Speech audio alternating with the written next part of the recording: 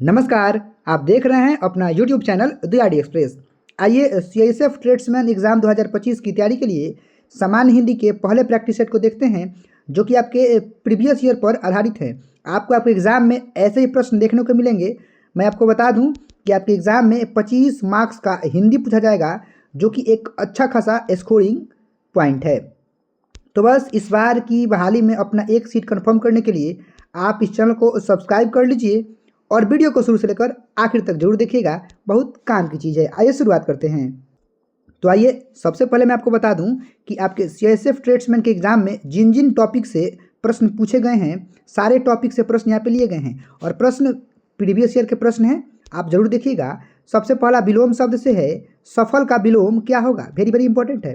असफल, निष्फल, नीरस या फिर पराजित। बिल्कुल सफल का विलोम असफल होगा। सही उत्तर ऑप्शन ए कीजिएगा। 25 प्रश्नों में बिल्कुल आपके 25 स्कोर होंगे, मेरा दावा है। बस आप इस वीडियो को आखिर तक देखिएगा। अब देखिए, पर्यायवाची शब्द से प्रश्न बिल्कुल आते हैं। सूर्य का हमें पर्यायवाची शब्द बता देना है। चंद्रमा, दिनकर, ग्रह या फिर आकाश। बिल्कुल इसका सही उत्तर ऑप्शन बी होगा, दिनकर। चलेंगे प्रश्न संख्या 3 के साथ। शिक्षक का समानार्थी शब्द क्या है? अब देखिए, समान अर्थ वाले शब्द बिल्कुल पूछे गए हैं। छात्र, विद्यालय, गुरु या फिर अध्यापक। आप समझ सकते हैं 3 का सही उत्तर अध्यापक होगा। सही उत्तर ऑप्शन डी होगा। देखिए, आपके एग्जाम का पैटर्न है, 20 प्रश्न पूछे जाते हैं और 5 जो होता है गद्यांश को पढ़कर उत्तर देना होता है। आगे बिल्कुल आएगा। अब देखिए, सही अर्थ वाले शब्द आपसे पूछे गए हैं। अभिनव का सही अर्थ बता देना है। पुराना, असत्य, नवीन या फिर धैर्य। बिल्कुल अभिनव का सही, माफ कीजिएगा, सही उत्तर होगा नवीन। करेक्ट आंसर ऑप्शन सी होगा। बढ़ेंगे प्रश्न संख्या 5 के साथ। अब देखिए, मुहावरों से तो बिल्कुल प्रश्न आए हैं। आंखों का तारा होना, मुहावरे का हमें अर्थ बताना है। स्वार्थी व्यक्ति, मूर्ख व्यक्ति, कष्टदायक व्यक्ति या फिर अति प्रिय व्यक्ति। बिल्कुल आंखों का तारा का मतलब होता है बेहद ही प्रिय व्यक्ति। सही उत्तर 5 का ऑप्शन डी लगाइएगा। बढ़ेंगे प्रश्न संख्या 6 के साथ। राम अपने भाई डैश मिठाई बांट रहा है। अब देखिए, रिक्त स्थान की पूर्ति सही शब्द चुनकर करना है। अब आप सबको रह के देख लीजिए ना, आपको पता चल जाएगा कि राम अपने राम अपने भाई पर मिठाई बांट रहा है। बिल्कुल नहीं, हाँ, राम अपने भाई को मिठाई बांट रहा है। को सही बैठ रहा है ना, यहाँ पर को बढ़ाएगा, आप देख लीजिए। बढ़ेंगे प्रश्न संख्या 7 के साथ। निम्नलिखित में से कौन सा सर्वनाम है? बिल्कुल आप समझ सकते हैं, राम क्या है, सुंदर क्या है, पाठशाला क्या है, वह क्या है। देखिए, राम संज्ञा है, सुंदर विशेषता बताया तो विशेषण है, पाठशाला बिल्कुल संज्ञा है, बच गया वह, यह, वह, जो, सो, सारे के सारे क्या हैं? सर्वनाम है। तो सही उत्तर ऑप्शन डी लगाइएगा। चलिए आगे चलेंगे। सुंदर शब्द का प्रयोग किसके लिए किया जाता है? संख्या बताने के लिए, बिल्कुल विशेषता बताने के लिए किया जाता है। नाम बताने के नहीं, क्रिया बताने के नहीं। सही उत्तर होगा विशेषता बताने के लिए। सही उत्तर ऑप्शन बी होगा। मैंने खाना खाया, वाक्य में क्रिया क्या है? अब देखिए, आपको पता है कि जिसके अंत में धातु का अंत ना लगेगा, आना, जाना, खेलना, कूदना, पढ़ना, तो वो हो जाएगा क्रिया। लेकिन यहाँ पर गड़बड़ चीज़ है। अब ये होता है खाना का रिलेशन ना भोजन से है, ध्यान दीजिएगा, ठीक है ना। ये मत समझिएगा कि इसमें ना है तो आप जगह लगा दीजिएगा कि यही क्रिया हो जाएगा। नहीं, मैंने खाना खाया मतलब मैंने भोजन खाया, तो खाया ये ना होगा जी। यहाँ पर खाया क्रिया होगा, खाना नहीं होगा, ध्यान दीजिएगा। खाना भोजन के रूप में आया है, क्लियर है। तो ये क्या हो जाएगा? ऑब्जेक्ट हो जाएगा, ठीक है ना, कर्म हो जाएगा। चलिए आगे चलेंगे प्रश्न संख्या 10 के साथ। विद्या में कौन सी संधि है? अब देख सकते हैं, इसमें गुण संधि है। 10 का यण संधि है। सही उत्तर ऑप्शन डी होगा। चलिए आगे चलेंगे। राजपूत में कौन सा समास है? समास से बिल्कुल प्रश्न आता है। तो राजपूत का जब हम लोग एक्सपेंड करेंगे तो राजा का पुत्र, जिसमें का लग जाएगा ना, तो उसको तत्पुरुष कीजिएगा। सही उत्तर 11 का ऑप्शन बी कीजिएगा। चलिए आगे चलेंगे। निम्नलिखित में से शुद्ध वर्तनी वाला शब्द कौन सा है?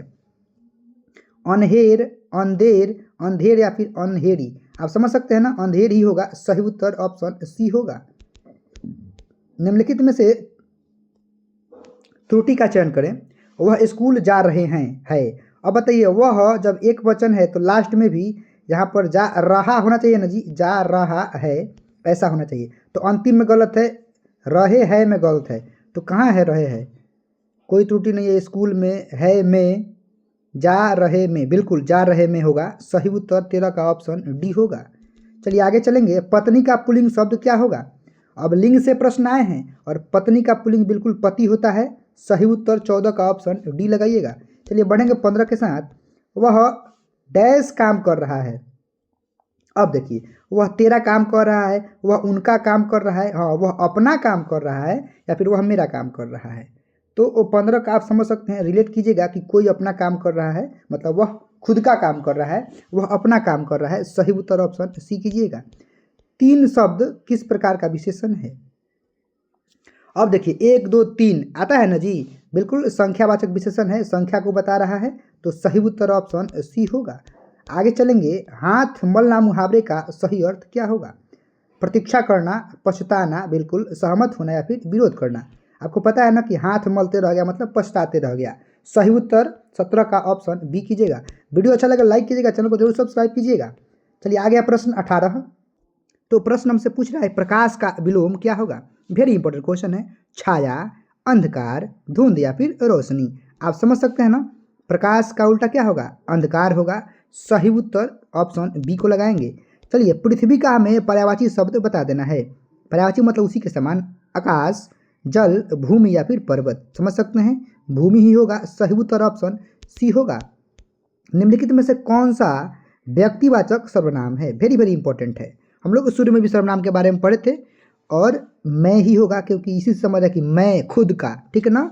सही उत्तर ऑप्शन सी कीजिएगा।